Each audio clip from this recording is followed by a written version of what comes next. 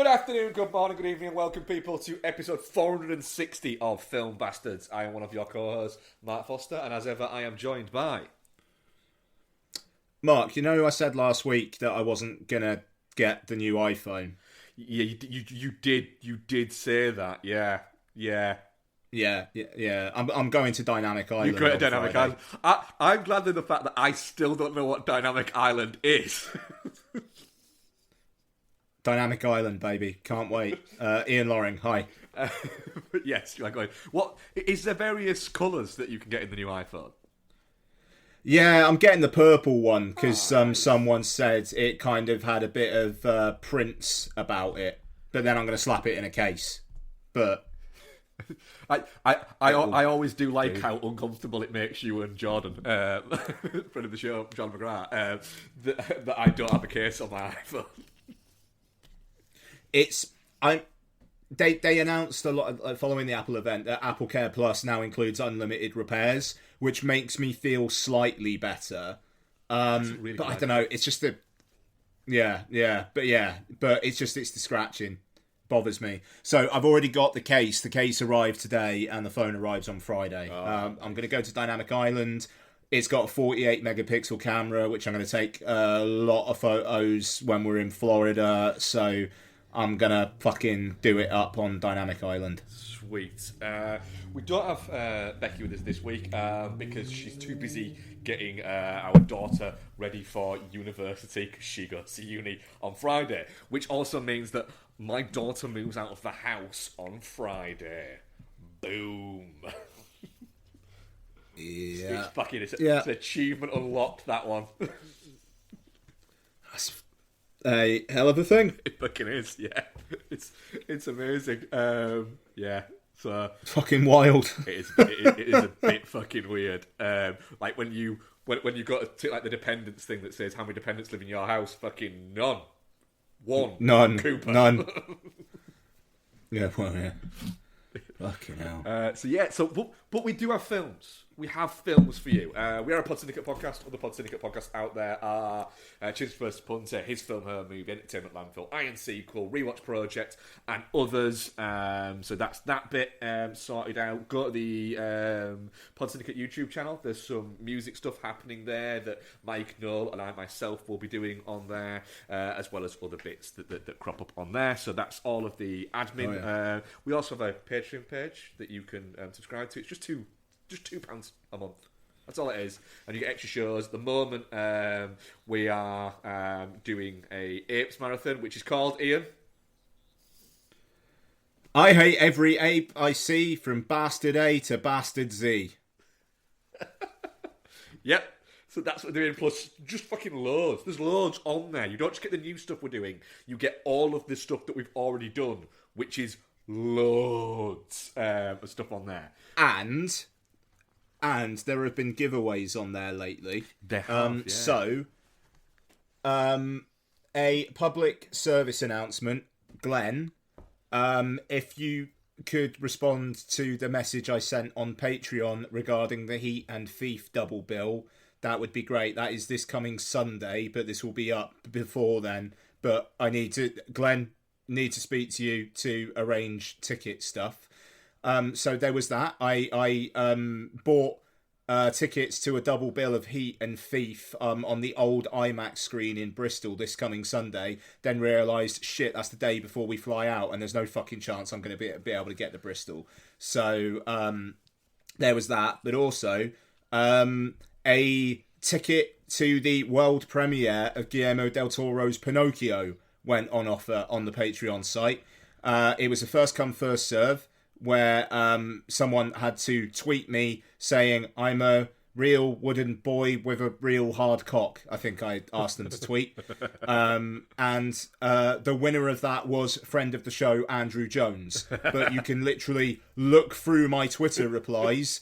It wasn't a fix. He was the first one to reply. So Andrew, with his big old wooden cock, is going to accompany me to the premiere of Guillermo del Toro's Pinocchio, which segues quite nicely to what we're discussing this week. Which is not the Guillermo del Toro, the Robert Zemeckis Pinocchio, Which I have been doing that all week. Pinocchio! To Becky around the house before I even watched the film.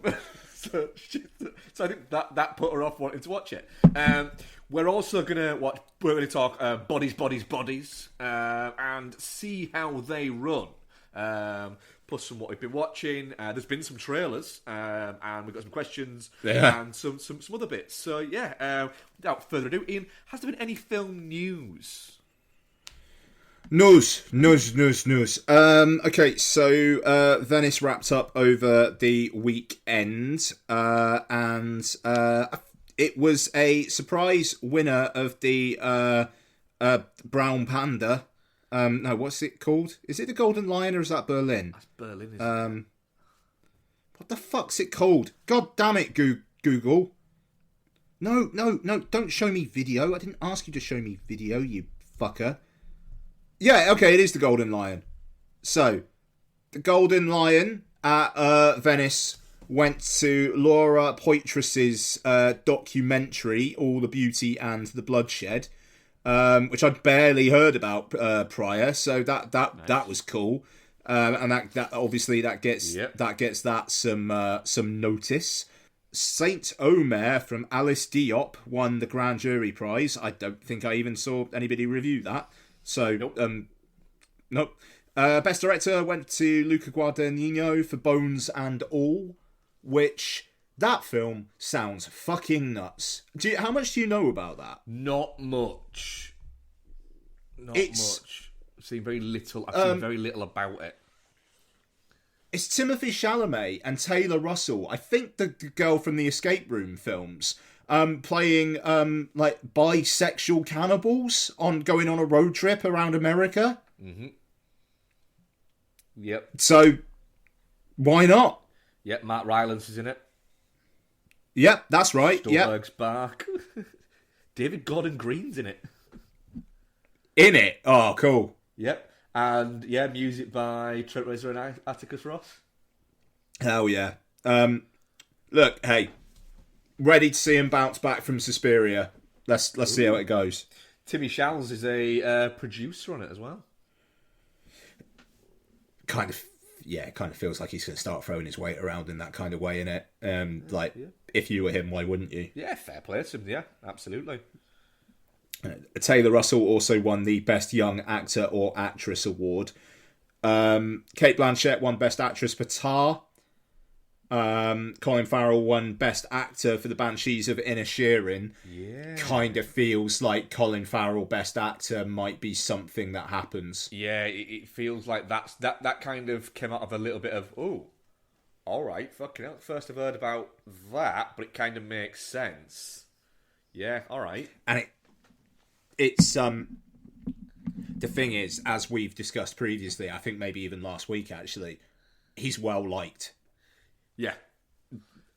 And after the Will Smith thing, I could kind of see, all right, the charming Irish guy who has never particularly seemed like he's been Oscar chasing, but will be fucking fantastic on the awards circuit. Give it him.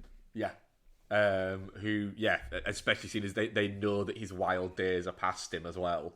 And yeah, you can kind of, and like you say, he's well liked, but also as well, he's diverse. He doesn't just do blockbusters. He does he's been in foreign language films. He does independent stuff. He very much is setting his own path with Farrell. He's always interesting. Yeah. Too right. So that is exciting, and Martin McDonagh also won Best Screenplay for The Banshees of Inisherin. Comes out in October, that does, yes. If memory serves.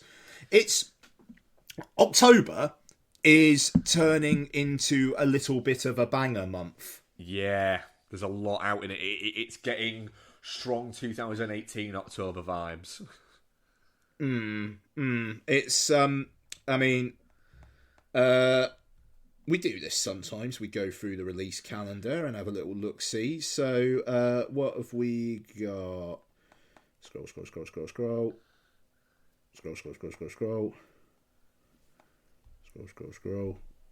Oh, fuck's sake. I selected the wrong thing. Ah! What am I doing? Right. Scroll. No, I don't want September, do I? Because otherwise I'd ask you for September. There we are. Select. Right. So, Friday the 7th of October, Amsterdam, which is coming out way fucking earlier than I thought it was going to. Yep. Vengeance, that BJ Novak film. The Lost King, the new Stephen Frears one that Steve Coogan wrote. The Woman King. Yep. Then the week after that, Lyle Crocodile, which Lottie's pumped for. Halloween Ends. And that's the Banshees of Insurance out that week, isn't it? I think it's the next week. The Emily Bronte biopic is out that week. Then 21st is the Banshees of Inisherin.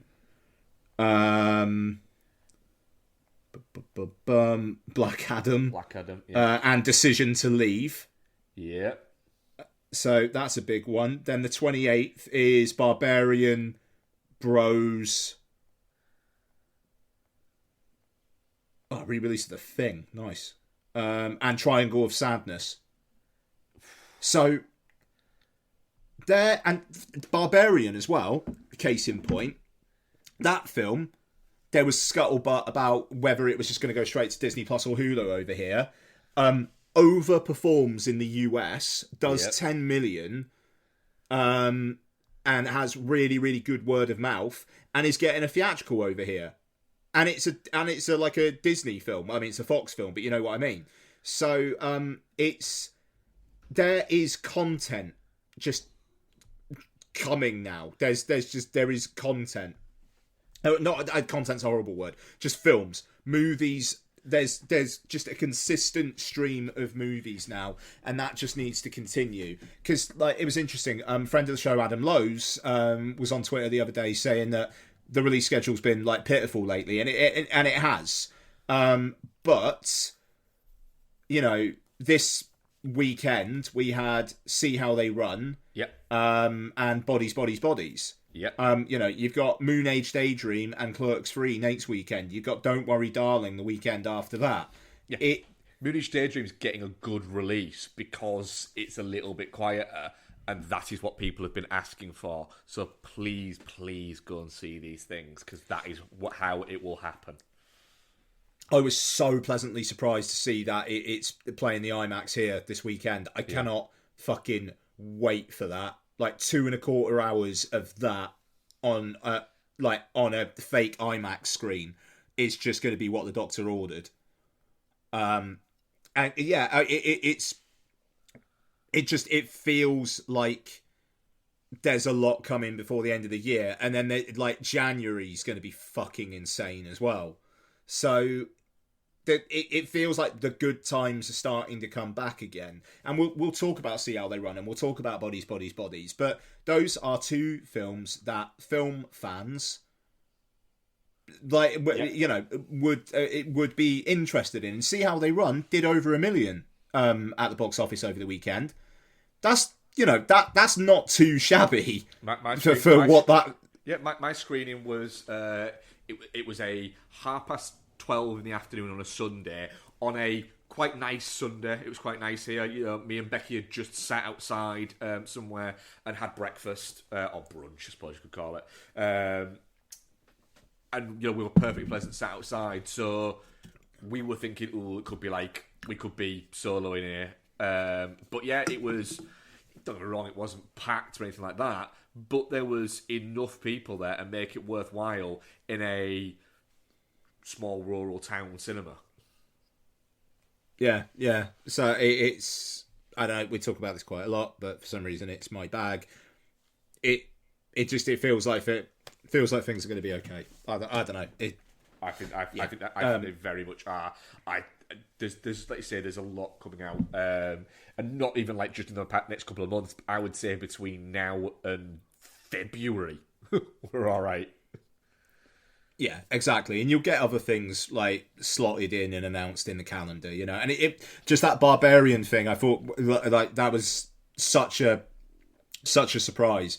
I'll be honest, I'm probably going to go see Barbarian in a US cinema next week, because watching a horror film with a US crowd is very, very fun. Yep. So I may well, the show after next, I may well talk about Barbarian. But like Bros is getting really good reviews as well. It seems like people are really enjoying that. Don't Worry Darling is tracking to open to at least 20 million in the US. That's not a flop. And we'll see what the second weekend drops like. But there are films making money, and Barbarian number 1 at 10 million, is that being number 1 at 10 million is not great. But that film making 10 million opening weekend, that's really, really encouraging. So, hey, long may it continue. If they put out the product in cinemas, people will go see it. Yep. It's going to be interesting to see what Clerks 3 does this weekend, though. I never expected that to do too massive, but it'll do fine. That film will not lose the company money overall, is what I would say. No, you'd think not, wouldn't you? You'd think not. So, but we'll review Clerks 3 next week.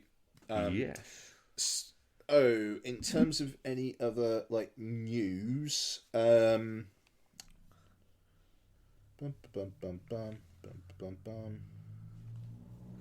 mean, not really. I don't think, because oh shit, David Harbour is going to star in the Gran Turismo movie that Neil Blomkamp's directing. I forgot he was directing that. So Neil Blomkamp's linked to a film, and it's got a star. So when do we reckon it's getting cancelled? Do we reckon April, May? It's set for an August 11th next year release, apparently. Cool. When's his Aliens movie and his sequel to District 13 set for release? The thing is, I like Neil Blomkamp's movies, but he is a little bit one of those who just seems to not actually be able to get his fucking movies made. I mean, I think that's the reason why he's directing the Gran Turismo movie, to be fair. Yeah. But I did that one, Demonic, didn't you, that you saw, that I just haven't watched because you said it was appalling. Yeah, that film was rough. That film was not good. His last cinema film was Chappie. What's he done since Chappie then? He's done Demonic, and what else? That's it. A load of shorts. Fucking hell. And the thing is, he did District 9, Elysium, and Chappie in 6 years between those. But it felt like a long time between Elysium and Chappie. But yeah, it's been 7 years since Chappie. That's wild. One other thing as well. Who had Rennie Harlin to direct the first of a trilogy of the Strangers films on their bingo card? What? Yeah. There's going to be a Strangers trilogy. The sequel that I think was directed by Johannes Roberts of Resident Evil Welcome to Raccoon City fame. The sequel, Strangers Prey at Night, I think only came out 4 or 5 years ago. And now, Rennie Harlin is doing a new Strangers. Apparently this first one's going to be a couple staying at an Airbnb. Of course. Why not? The Strangers, directed by Brian Bertino. Incredibly fucking upsetting film. Beck's a fan of that. Yeah, just super, super effective fucking horror. Just the why, because you are home. Yeah. Fucking hell. Very, very upsetting film. We'll see. Rennie Harlin, Lord knows what that dude's been up to. How fucking old must he be now? He's in his 60s. He's only in his 60s. Rennie Harlin, born 1959. Jeez. So, 63. Fucking hell, really? Yeah. Hang on, what? So he was in his early 30s when he directed Cliffhanger? Yeah. Yeah, fair enough. God, that's impressive. Yeah, it's not bad actually, that, is it? 34 when he directed Cliffhanger. Wow, we. 31 when he directed Die Hard 2. Fucking wild. Fucking wild. Good. Do you know what the last thing he directed? He directed Class Reunion 3, which stars no people. And then before that, he did The Misfits, which is a Pierce Brosnan and Tim Roth one, which I believe has just come out on Prime. That sounds like content. Oh, Skip Trace was the last one that I actually heard of. Yeah. What? Oh, God, who was in that? Is that Jackie Chan? It's Jackie Chan and Joey Knoxville. That's right, Knoxville. Yeah. Okay, I think that was a Netflix film. It was, yeah. Yeah, wow, wild. We reviewed it. Yeah, I think we might have. That sounds like something we'd watch. It does sound like something we'd watch. But there you go, Strangers. Also, I've never seen one of his films. You'd think from the reaction on Twitter that everyone's seen all of his films 10 times over. Jean-Luc Godard died. Bless him. Died through assisted suicide. Apparently he wasn't ill. He was just very tired. Can relate. I don't know. There's something about that where I was just like, fair fucking play. Like, just to go like, look, I'm not afraid of death. I'm too tired. He was 91. I mean, that's a way to go out, though, man. Like, if I can get to an age where I'm just like, I can't be fucked anymore, I will take whatever is coming for me rather than just breathing. The thing is, I've seen a fair, not fair. I've seen enough Goddard that I can have an opinion and say I can see why people like it. It's not for me, is what I would say. There are some that I enjoyed, but overall, it didn't make me want to go, I need to watch all of this guy's movies. I think I started watching them around about the same time as I was sort of starting to do Kurosawa, and I very much went down the Kurosawa road and went, yeah, I want more of this. I want more of this and a little bit less of that. Do you find it amusing that Twitter is completely ignoring the fact that he was quite supportive of Marie Le Pen, which was quite amusing? Look, it feels like one where it's like one day when I retire and I can just watch films day on day on day on day on day that maybe I'll get to, but there is some really good stuff in there. It's not my space. No, but hey, look, massive respect to someone who goes out like that. Yeah, like fair fucking play. I'm not jealous, but I hope that go out similarly. Me and Bex had a conversation about this the other day, just to bring things a little bit fucking dark, right? Okay. So they were saying, like, when the Queen passed, and saying, oh, she died peacefully in her sleep, surrounded by friends, by family. And Bex going, that's the kind of way you want to go. I was like, I don't. I want to go in an amazing amount of pain. Just an awful fucking lot of pain. For two reasons. One, so that whatever I come up against, whatever version of St. Peter ends up fucking being in whatever it is that's beyond this, so I can literally just go, fucking hell. Woof. And I also want the people back down on fucking Earth or up on Earth to be all look at each other afterwards and go, well, that was intense. Yeah, nice. I don't want the peaceful. I want people to remember it. What, like be scarred by it? Yes! Yes. And they go, okay. I was there, and they go, oh, did he just slip off? No, I fucking didn't. Was shouting, screaming, throwing things. He was screaming, saying he was fucking terrified, and he didn't want to go. He kept screaming at Isabel, this should be you. Fucking hell, man. Yeah. I want to go out just really fucking riling against it. Yeah, right. Anyway, Trailers. let's talk some trailers. What we got? The teaser trailer for Maxine, the third movie in Ty West's X series. Hey, look, respect the hustle. Love that he's obviously getting out some creative impulses and he's getting that shit bankrolled. As Jord, I think it was Jord pointed out on our WhatsApp chat, they're not going to lose money on these.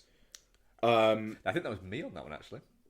Oh, sorry, dude. Yeah, okay, I think the whole budget for them was 5 million for all three.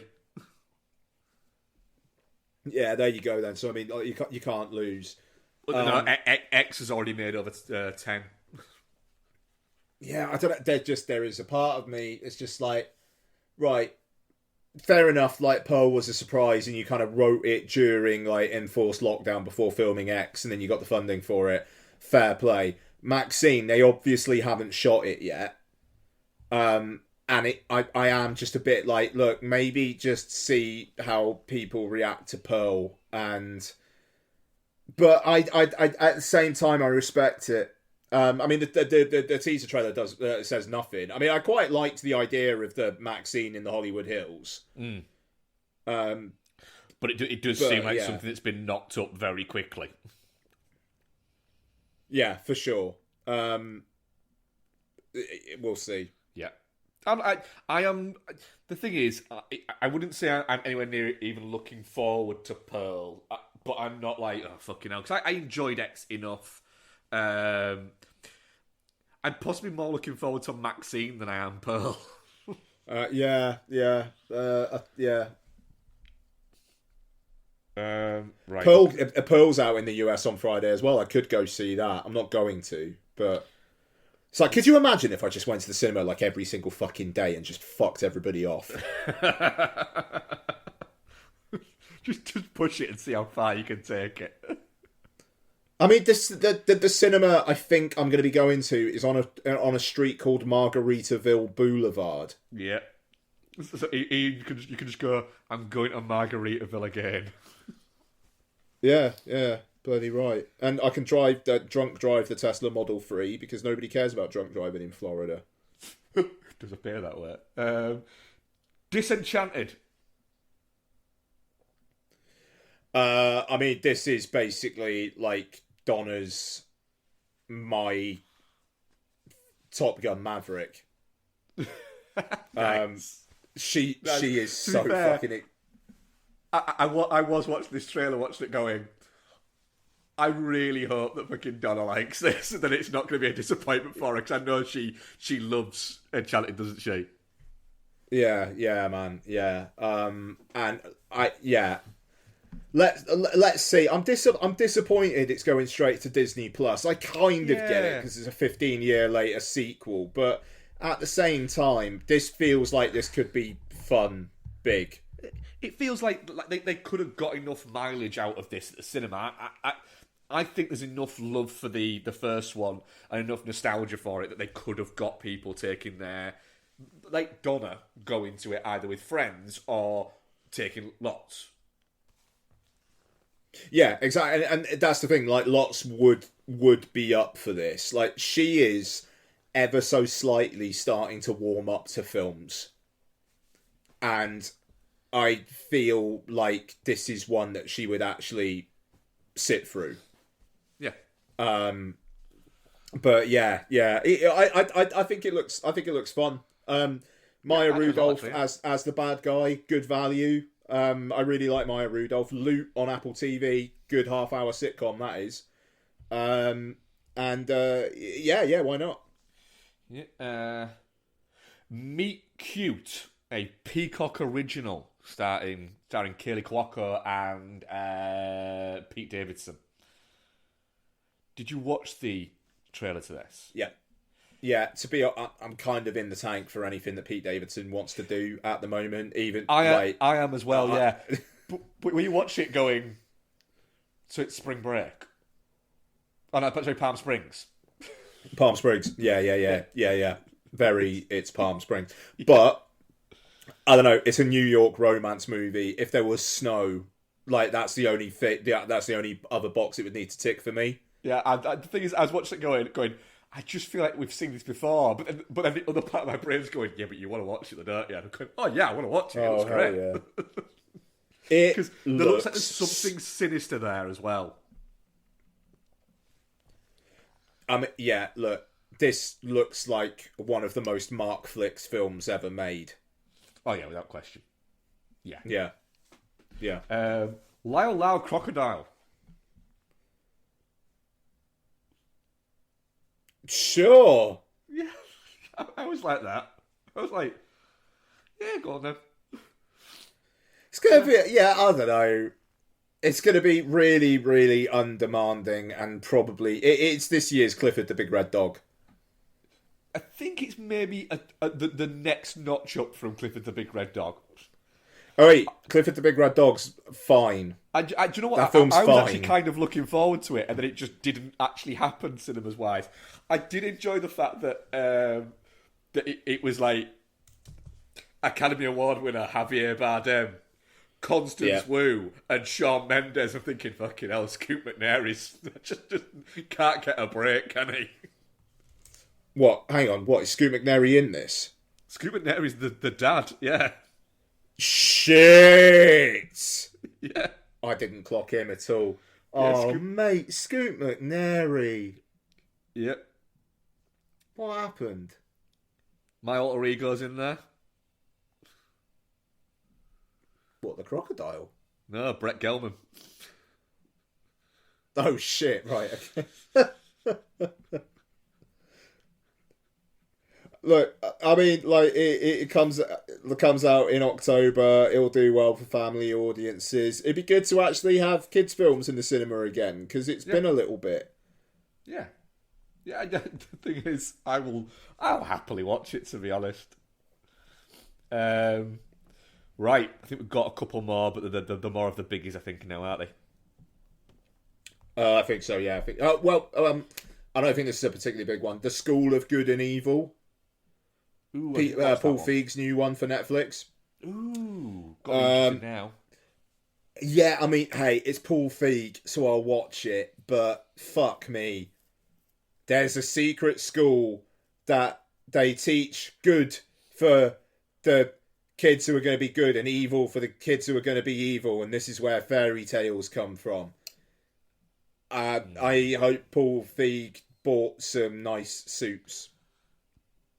Yeah. We'll see. It's 2.5 hours long.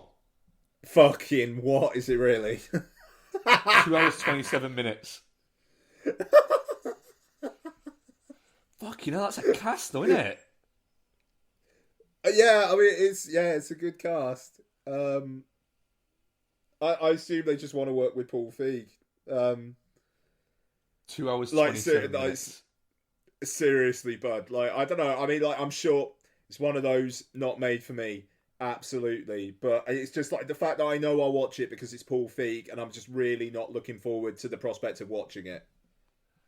Yeah, I've just checked everywhere saying it's 2 hours 27 minutes. Fuck it, fair enough. Fuck's sake, that's ridiculous. That's too long. Oh, fucking hell. Glass Onion. A Knives Out mystery. I mean, just absolutely. Yeah. Very, a big old ball of go on then.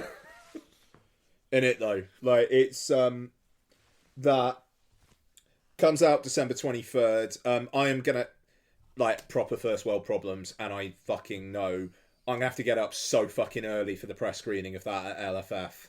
The queuing, that is gonna have to be done for that fucking thing. Jesus. But then it comes out December 23rd, and hopefully I can just watch it pissed, because Donna will be absolutely up for this. And we can just watch it a bit pissed to usher in, like, the proper Christmas corridor. Yeah. I could see that being a Christmas day night watch for us. Oh, I wonder. I reckon the in-laws might be up for that. Yeah, good shout. Yeah. Yeah, I just think that it could be a nice kind of like 7, 8 o'clock at night. watch of that. Yeah, I'm digging that. Yeah, idea. nice. But yeah, really like the look of it. I like the fact that it looks like, because Knives Out was very much it had that kind of from the house, it had that overcast look to it, where everything looked a little bit like it was always overcast outside. It looked a little bit drab, and that was the idea, that you were supposed to be around this old money drab family. Whereas this one, it's bright and it's fucking sunny and it's all out there, and I'm kind of I dig that vibe, that it's going for a different visual aesthetic, and it did make me go, ooh, this is very Rian Johnson from Brick to Brothers Bloom. It feels very similar to that kind of bounce. And I mean, what a fucking success story for him, where he goes from The Last Jedi, where people just treated him like shit, you know, and like it was like he was going to make a trilogy of Star Wars films, and then it kind of seems like that's not happening, and like maybe due in part to the reaction to The Last Jedi. He's like, fuck it, I'm just going to write this. And he writes Knives Out, and it's huge, and it gets an Oscar nomination for Best Screenplay. And then Netflix are like, here's $400 million. You know, and like that guy is absolutely making bank on his own fucking terms. And you'd think the Brothers Bloom would have been a success enough for him, that it was like he basically got a relative blank check to do that. And then, bang, Knives Out, Glass Onion, and whatever this next one's going to be. And like Daniel Craig's just like, I will make films with this guy for the rest of my fucking life, please. Yeah. And it's just like, yeah, let's have another 30 years of Benoit Blanc films. Yeah, Daniel Craig said no matter what now, if he wants to, until he says he wants to stop doing them, that's it. I'll keep doing them. And that's it. He can't, like with Bond, it was the physical toll, which is absolutely fair enough. With this, he just gets to play. Well, that's it. It's the same as Batista said, that that the Guardians 3 is the last time he's playing Drax. He said because he doesn't want to have to work out 6 hours a day every day. And that he's going to be in his 50s, and it's going to look ridiculous. So instead, he's just going to do character actor bits where he gets the and. Yeah, fair fucking play. It's a nice, great fucking position to be in. Yep. The Fabelmans.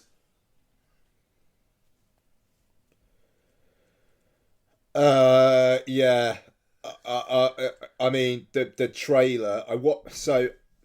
I came out of the cinema of watching another Spielberg film, which I'll talk about later. Went into the Costa in the Cardiff Odeon, because I had about a half hour between that and Bodies. Grabbed a coffee, saw this had popped up, watched it on my phone, and I was basically getting chills just watching the fucking thing on my phone. I'm so glad Spielberg. Yeah, exactly. I'm so glad Spielberg's come out and said, like, I'm not planning on retiring, because fuck me, does this look like he's planning on retiring and going out with a fucking swing? Yeah, nah, he's very much one of those where he'll just keep making movies until he literally can't. The whole, like what Scorsese said, if I die halfway through a film making a film, that's the way I want to go. Yeah. I thought it was a great mini movie in its own right, this trailer, to be honest. I think it looks great. What do you think? Yeah, I like the fact that it looks a lot more. There's a lot coming out saying, it's partially autobiographical, etc., etc. I was thinking, right, but how much is that going to be sort of come across? Then when you watch the trailer, you're going, oh no, it's Spielberg not just wanting to, because he is a storyteller, but he doesn't often write the stories. But he's definitely wanting to kind of tell, I don't think exactly his story, but he's wanting to tell you why he loves movies, or why movies made him the person he is, and that's pretty fucking cool. I'm very much looking forward to almost Spielberg seeming like he's making a movie that's saying, look, this isn't like when Scorsese made Hugo, and it was a love letter to the craft of movies and where movies came from, or Tarantino doing his love letter to one of the golden ages of Hollywood and bits like that. It's more Spielberg of, this is how movies affect young people and affect you, make you this is how people get obsessed in a good way, and maybe that's pretty fucking cool.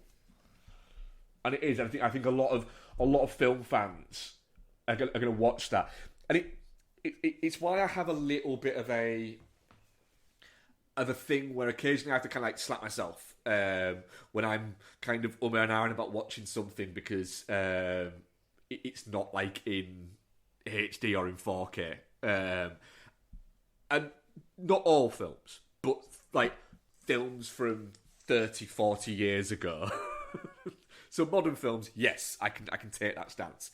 But films from 30, 40 years ago, I can look at and go, hang on a minute, a lot of these I kind of fell in love with watching them on VHS. So maybe I don't need to always be as precious. Yeah. I don't know. There's a part of me that's just like, yeah, but if you can watch it better, then you should. But that's me. But we didn't fall in love with 4K. We fell in love with VHS.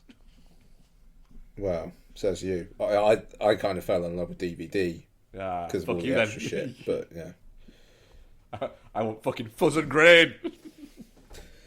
I mean, I'll take the grain, but it's got to be like the representative of the film grain, not representative of VHS. Nah, I want when I'm watching something going, some pricks fucking paused this right here and just left it there for days. I can't remember whether we were recording when Noel and I hashed out the grain debate. I don't know. I don't know what recorded and what didn't. No, Fabelmans. It just looks really. It's Spielberg doing something that's going to be very Spielberg. So fucking the guy has got a real mojo at the moment. It made me go, I need to rewatch West Side Story. I think I watched that in a fucking grump and let it fucking affect me. They were showing West Side Story on the on British Airways like up to last month. I don't think they are anymore because I looked at it a few weeks back. I was like, fuck, I might watch West Side Story on the plane. Even though it's like I could watch that on Disney Plus whenever I want and it would be in better quality. But it's like that just feels like such a good comfort.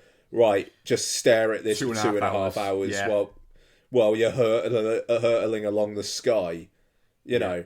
But it's weird though because they took that off, but In the Heights is on there, and In the Heights came out fucking ages ago. It's almost like they've got to deal with the cat and both on at the same time. Yeah, it's odd. Licorice Pizza's on there as well. I think I'm gonna watch Licorice Pizza on the plane. Fucking A. Like it's just that's some Mark Energy shit right there. But absolutely. But Ambulance is on the plane. Oh. I wouldn't be able to watch Dog on the way out. It would make me cry. Maybe on the way back. Just shouting out of the window as you see the British Isles appear, just shouting, "I'm coming for you, Kiki!" Yeah. Oh yeah. 100%. Oh Jesus. Yeah. Absolutely. But my plan is still either on the plane there or the plane back to watch Top Gun Maverick on a plane. Yeah. So going from the Fabelmans to Babylon.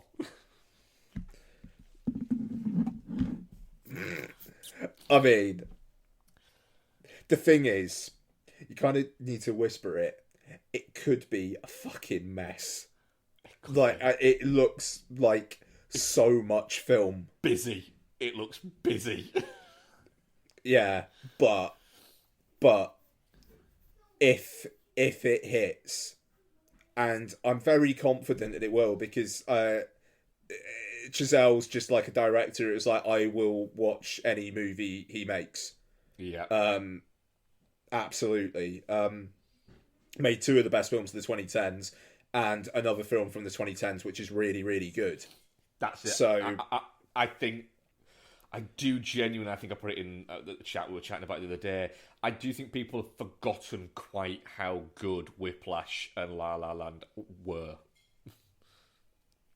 Yeah, I mean, it's interesting because like he went on to First Man very quickly, and that seemed to come out. It was within a couple of years of La La Land, and it's odd because that film is so on the face of it, it's so prestige-y. But I've watched First Man a couple times now. I think I talked about it on What We Watched, like maybe last year, and it's like just this really like introspective story, but about a fucking massive thing. Yeah. And it's that film has a really odd energy, but I respect it more than I like it. But Babylon just looks like Paramount went, oh yeah, okay, here is a lot of money. And Chazelle was like, yeah, cool. Do you want a really coked up Margot Robbie in your trailer? Because I can do that. Yep. Yep. It's a pretty extraordinary trailer, that. Just like the Paramount logo gets snorted. Yep. It starts with the Paramount logo getting snorted by Margot Robbie, and it ends with Margot Robbie saying, hey, who wants to see me fight a snake?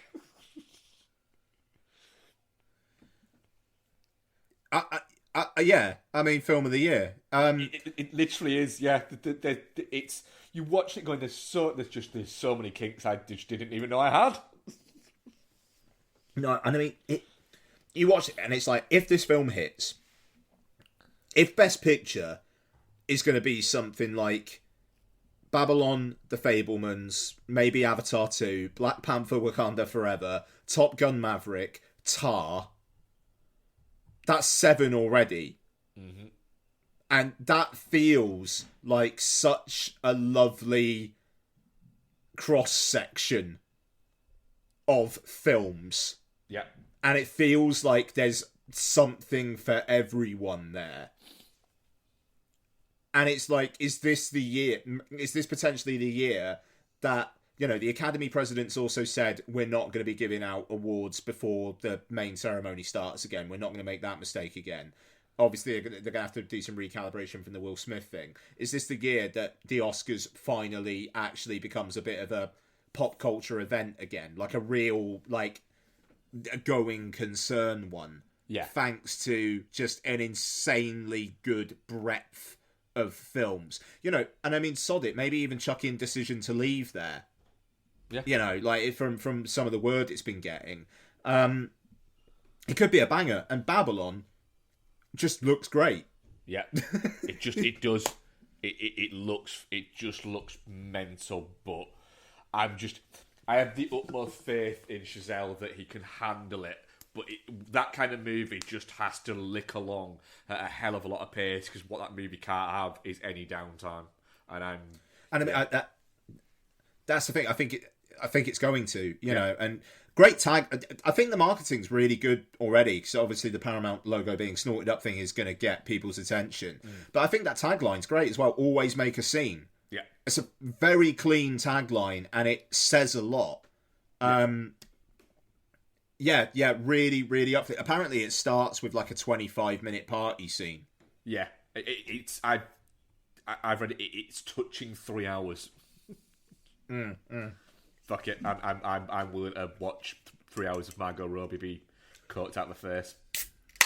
Fucking right. I think over here it's Babylon and Tara the same weekend. And it's just like, let's go. The same weekend. And I'm very up for that weekend. Let's fucking go. Right, great. Yeah, great trailers. So excited. So fucking excited for the next few months of films. Yeah, it's great, isn't it? We've got stuff to get us for the next 4 fucking months. I'm pumped. So, I am pumped, Ian. So let's go. Pinocchio! Pinocchio! Directed by Robert Zemeckis, starring Tom Hanks and the voices of, well, actually the face of Cynthia Avaria, Arrivo. her as well, Luke Evans, and the voices of Joseph Gordon-Levitt, and I refuse to accept in any way that Benjamin Even Ainsworth is a person. It is a computer-generated child voice. And Lorraine Bracco is a seagull. Yep. But you are right. I do not believe that kid is real either. It's not real. It's a computer-generated fucking voice. I do not believe it. That kid, apparently, that fucking kid is from Nottingham. He's not. Nah. No, fuck off. No, doesn't exist. Computer-generated voice. Yeah, don't believe the lies. Yep. So, Pinocchio. Ian. Yeah. We don't do this anymore, but I'm going to do it here. Yeah. Do you think that you're going to sit through a duller opening 26 minutes to a fucking movie this year? I mean, I'll be honest. I think I preferred like the opening 26 minutes to the rest of the fucking film. Even though it was dull. Yeah, I mean, I absolutely. I mean, I hope not. So these are the other live action remakes have been getting theatrical releases, you know, and like the Little Mermaid teaser trailer came out as well, and people are being racist. So well done, people. Well done, humanity. Yes, as was just really just like you knew it. Yeah, just fucking knew it. I'll absolutely get that C cinematography looks drab as fuck, and you can barely tell what's going on. But for fuck's sake, like saying it doesn't make sense that she'd be black. I'm not being racist. It doesn't make sense that she'd be black. Yeah? There's a film called The Little Mermaid that you need to fucking watch, because you'll find a lot of things don't make sense in that. Anyway. So yeah, Little Mermaid, Snow White, you know, coming out on the big screen. Pinocchio, like literally, I think it was last year they said, yeah, this is going to be on Disney Plus. And it's like, right, okay, is it some COVID panic? Is it trying to get subscribers? And it's like, okay, we're going to tie it in with Disney Plus Day. And it just like, I just feel like they just uploaded it onto the server, clicked the button, and then the computer just went like just shat it out in this like just the body is just ill. It is the shit of an ill person. Like that thing that Bart makes in one of the Treehouse of Horror things. Oh yeah. Just, and there you go. Happy Disney Plus Day, everyone. It's just, it's bizarre. I mean, my fucking soul slightly died when Keegan-Michael Key talked about how he could be an influencer. Yep.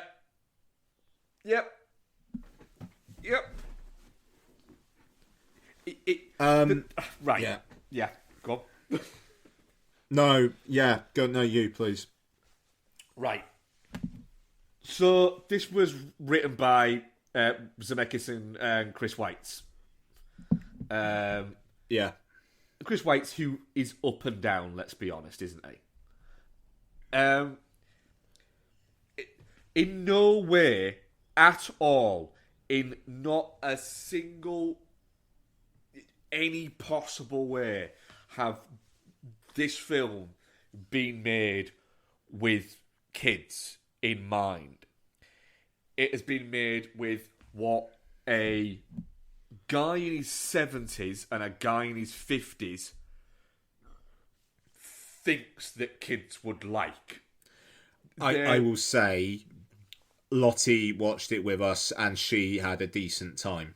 Really? That surprised me Yeah. because I thought kids would be bored shitless by this. No, she was pretty entertained. Like I said, she's warming up. It was... The kid's voice isn't a real kid's voice. I'm not even sure that was Joseph Gordon-Levitt and he didn't just send somebody else in. I quite like Keegan-Michael Kay in it. He's trying. It's just the material he's got is awful. Did COVID steal all of Tom Hanks' acting ability? And I mean, it's just like at the start where it's like every now and then he threatens to break into song and then just doesn't quite do it. and then I mean, like the conversations that must have happened there. Who do you think it was? Hanks said to Zemeckis, "I don't think I can do it," or do you think Zemeckis had to tell Hanks, I reckon "You they- shouldn't do it"? I reckon What way round do you think? I that reckon they was? both just knew. Right? Yeah. But then there's a bit in the opening 26 minutes where all the cuckoo clocks that he can't bring himself to sell. One of them goes off, and it's Woody who comes out. And I thought, that's quite a good little fucking nod wink. Fair enough. And I started, and then it happens again, and another one comes out. And I was like, all right, that's fucking Snow White, that one. And then another one happens, and you're like, right, I get it. The fucking cuckoo clocks are different scenes from Disney films. We get it. And then it does it again. And then it does it again. And then it does it later in the movie again. And you're like, right, we get it. We get it. You've gone from nod wink to slapping yourselves on the back to literally waving your dick at me. It is just fucking... no. Stop it now. It's stopped being fun. The fucking kid isn't real in any fashion whatsoever. Even the real kid isn't fucking real. And Tom Hanks... just stop for a little bit, please. Yeah. Yeah. Zemeckis should never be allowed to make another movie.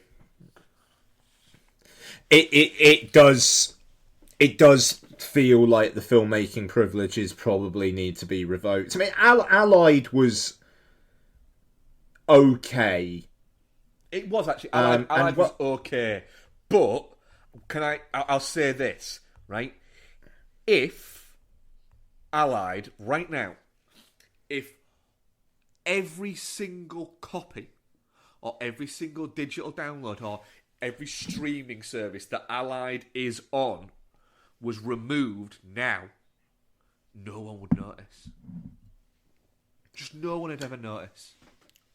No, you're right, and I quite enjoyed Welcome to Marwin, but the thing with Zemeckis is you almost want to just give him $5 million and just go, right, no, this is all the money you can have. Yeah.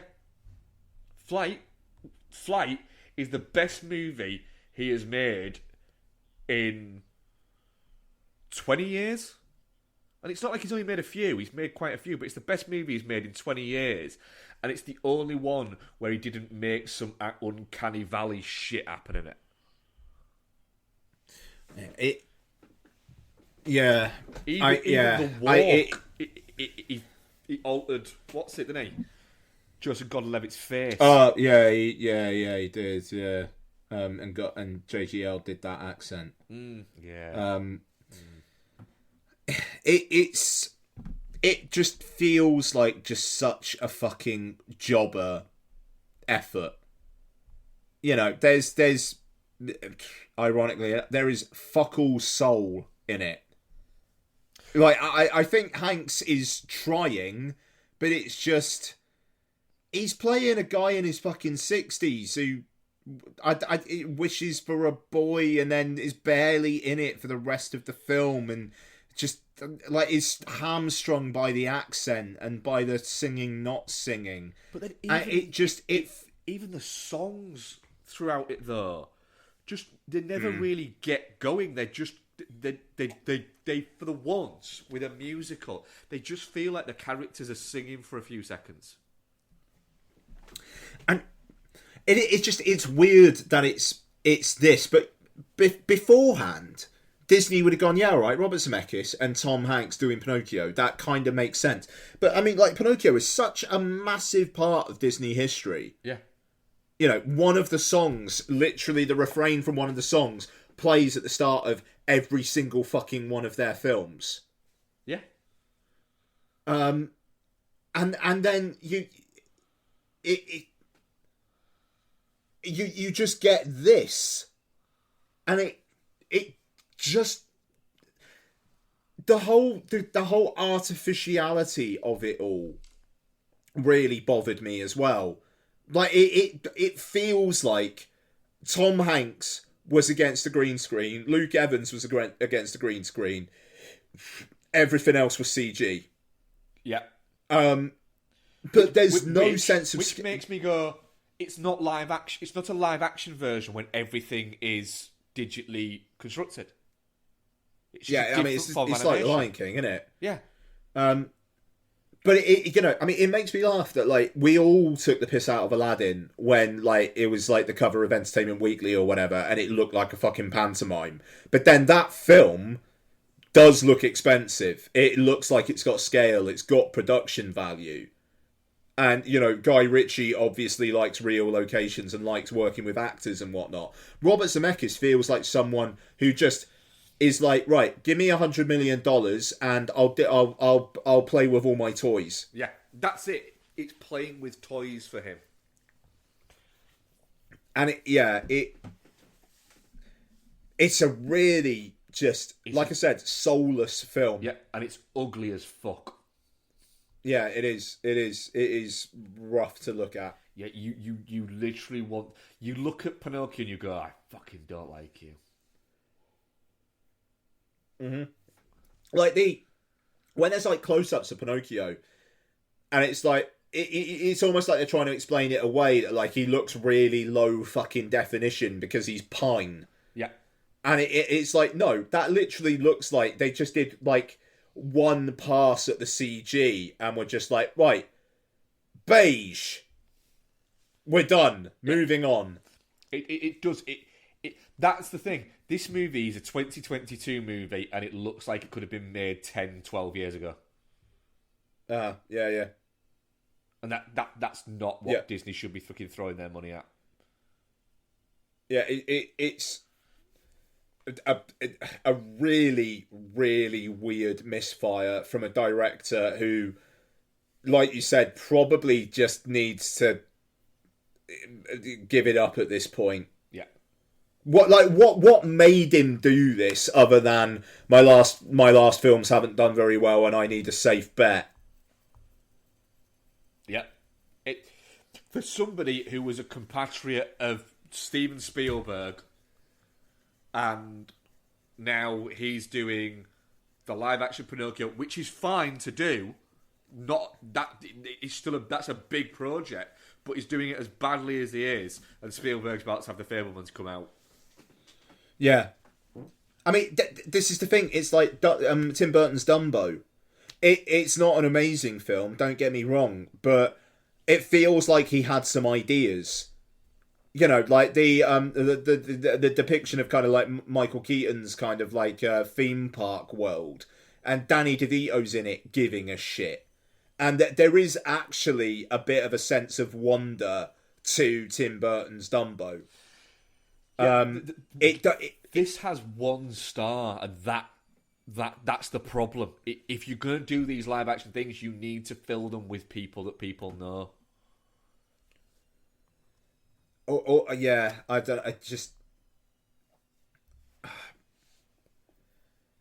there were warning signs as soon as they said it was going to be straight to Disney Plus. It's just like Robert Zemeckis directed Tom Hanks starring Pinocchio film. I get that we're in the height of COVID and whatnot, but actually, I think we were starting to come out of the heights of COVID when that was announced. Yep. And it was just a bit, something's not right there. And yeah, this film would have probably opened strongly and then absolutely died a death. Yeah. But yeah, really, really bad film. And if this is the last one Zemeckis goes out on, he probably needs to do that before he fucking hurts his legacy even more. Yes. Or come out with a banger, like Ian said, for 10 million and just make a good movie. Not something that has to be 90% fucking computer rendered. Just tell him you're only allowed 15 effect shots in this movie, Rob. And just, but I'm not going to do the film then. I don't know. And also, it just ends. I thought that ending was really weird as well. It was just like, and he never became a real boy, and they lived together, even though Geppetto probably was going to die 5 years later, and he'd just leave him all by himself. The end. Bye. When you wish upon a star. Yep. Yeah, shit. It's shit. Yeah, it is. It is shit. It's I can't remember a film that I just thought was straight shit as this for one of our main reviews in a while. Yeah, it is. It's just really, really, really bad. To the point of where someone I worked with today said, "Oh, have you watched the Pinocchio on Disney Plus yet?" It's like, I have. Don't watch it. Oh, we were thinking about watching this week. I said, just don't. Honestly, don't watch anything else. Yeah, I mean, like I say, Lottie was quite engaged, but it, again, it's not made for us. But I watched it, and it made me sad thinking what Zemeckis has done before. Yeah, our audience poll: definite shit 0%, touching cloth 11%, and shit 89%. Yeah, there you go. Yeah. Hey Hannah, I think you really can't beat a good rewatch of a TV show. Would you agree with that, love? Oh, yes, I would. Marvel's Agents of S.H.I.E.L.D. I think during, global pandemics, storms, all of these things, it's quite nice to just sit down and burn through something that you've seen a million times. Absolutely, nothing like a binge watch. Star Trek. Babylon 5. Because you could sit there for hours looking at serial killer documentaries. Absolutely. That doesn't make you a weird person at all. It doesn't. Yeah, you could watch documentaries that all seem to be about women killing men. Love you, darling. You could put off watching Daredevil for the 30th time. Harry Potter. But really, you can't beat immersing yourself in the warm jumper of a rewatch of a show or a franchise. A beloved franchise. Lord of the Rings. Twin Peaks. From VHS compilations recorded off television, with the ad breaks, cut out of course, to DVD box sets of Sex and the City and, I don't know, Smallville. Farscape. Quantum Leap. To giving up finding new content on Netflix and just having a comfort trawl through Star Trek The Next Generation or Parks and Recreation. I think that we can all agree. There's a lot to be said for that. You can't beat a good rewatch. So, with that in mind, join Hannah and Mike from Chinstroker vs. Punter as we burn through some of our favourite franchises and share our immediate reactions to each instalment in both spoiler and non-spoiler sections. To do that, do a search for the Rewatch Project with Hannah and Mike on Apple Podcasts, Spotify, or whichever your favourite podcast provider may be, or go directly to anchor.fm/rewatch project. We are proud members of the Pod Syndicate family of podcasts.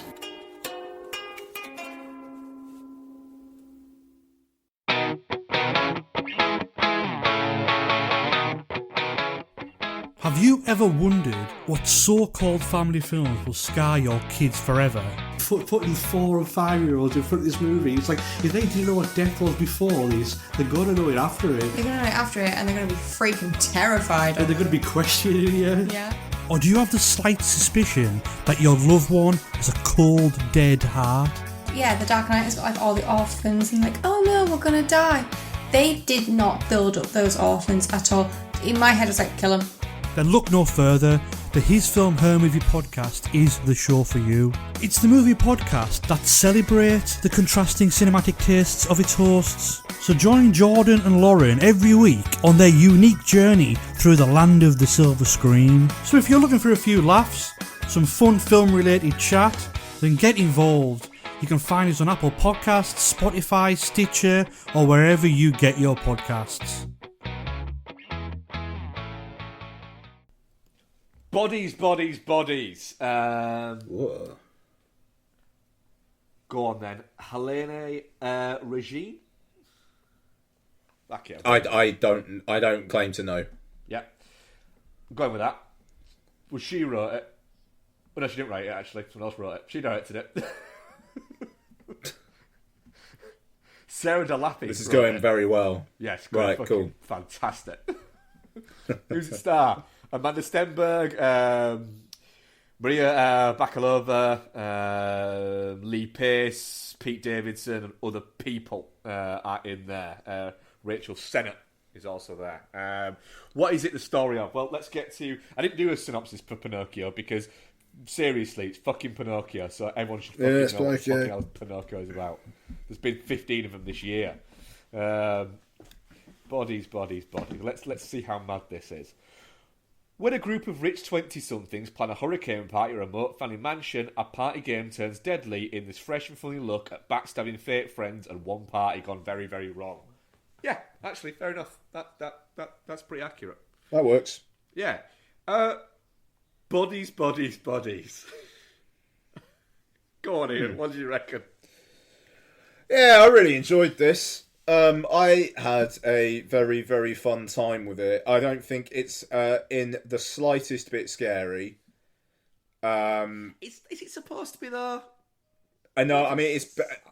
I think the genre is supposed to be horror. I don't think all horror is supposed to necessarily be scary. Yeah, but I mean, like, I would term it more as a dark comedy. It is, personally. Yeah. And yeah, I really wasn't too sure how I was going to react to it because it, like, I got a sense it was going to be biting with the kind of like, oh, you're silencing me and I'm triggered and blah blah blah.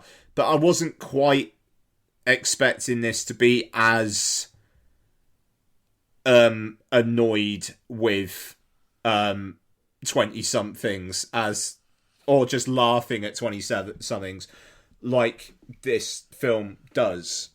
There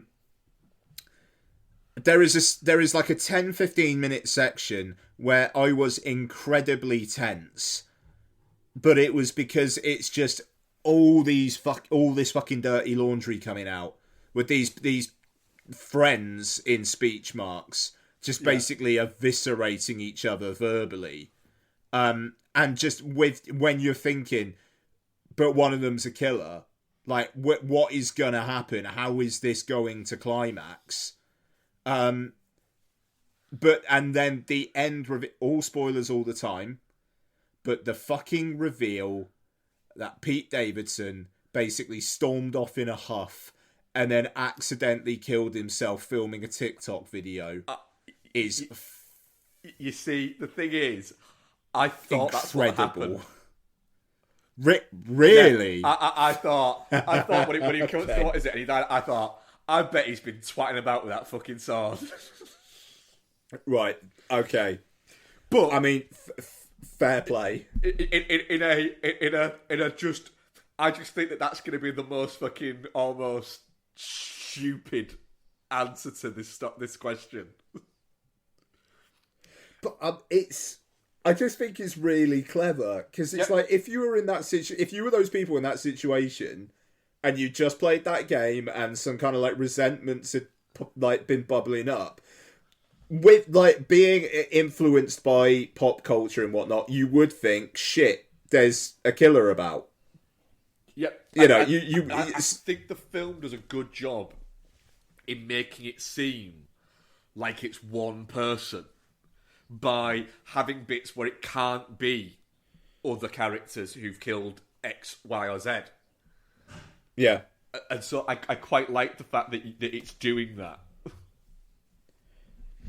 Yeah, and it's obviously the kind of like the confluence of coincidences is like the fact that it's like that guy accidentally kills himself, that girl accidentally kills herself, fucking tripping down the stairs, and but a film is a film is a film, so there's some suspension of disbelief there, and I enjoyed them all picking at each other and calling each other out, and I got something out of that. And then Maria Bakalova, who's kind of like the secret like main character of the film, is very good and very sweet. And I didn't like her in it. Okay, that's interesting. I thought she was the film's weakest link. I don't know. I thought she did the outsider thing quite well. And I mean, like, she does have kind of like almost like an artificial leg up with that. With like, she's not American, so you've already got that kind of inherent in there. But I thought she played the more demure, like the kind of angle well.